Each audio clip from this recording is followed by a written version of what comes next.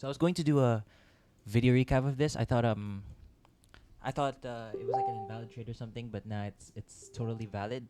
But the only issue that you have here is that this this candle is like it's a swift downwards move, right? Now here's what happens. Here's one of two things that happens when we get a swift expansion lower. Like say you're bullish, right? This is your key level, and then you expand lower into it. If the expansion lower is something it's like a slow grind lower, then you could easily expect price to just reverse with like an SMT and go higher in one swift move, right? But when you see it expand just lower and just one swift move, price becomes very very sensitive to consolidating. So what you want to see here is that when we take out this key level, you want to see like a C2 closure, and then in the next candle immediately open up and trade higher, preferably above EQ of this range.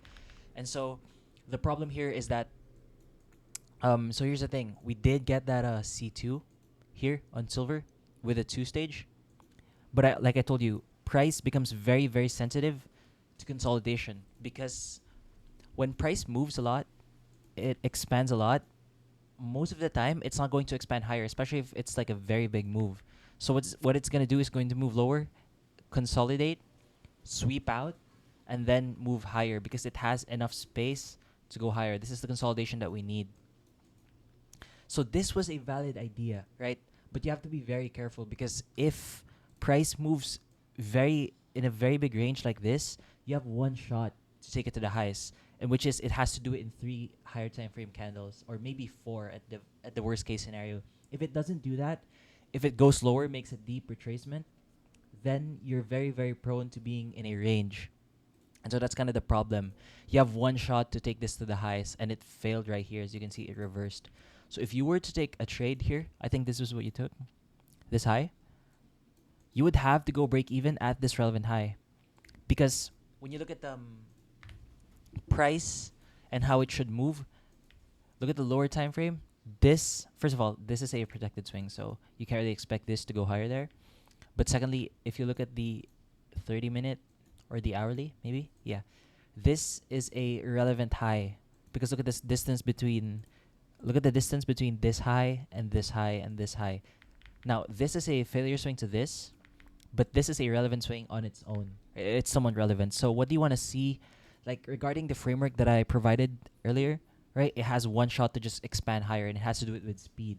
So what do you expect to happen here? You expect it to be to fail to manipulate, right? You expect price to fail to manipulate this high, displace over it with speed, and then just go back higher. So it has one shot. And so when we CSD above here, and we create this down close candle right here, or maybe this series, you would expect the next few candles to just CSD over it because like I told you, it has one shot because we just came from a range that just expanded lower a lot.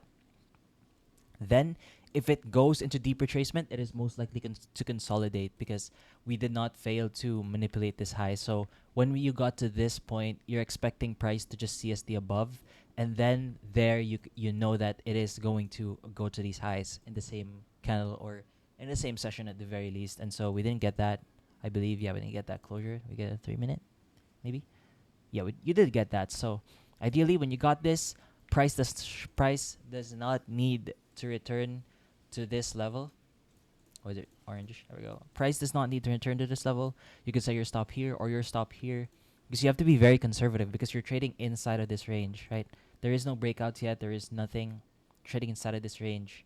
And the higher you are in a bullish range, the higher you are in a bearish range while trading a bullish move, the more prone you are to deep retracements.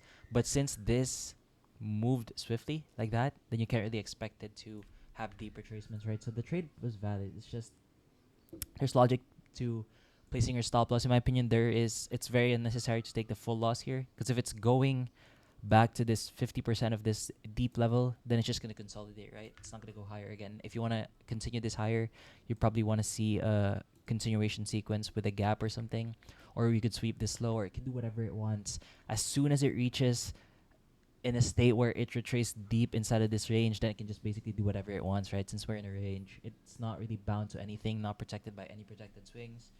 there's no more narrative to go higher. So yeah, that's it.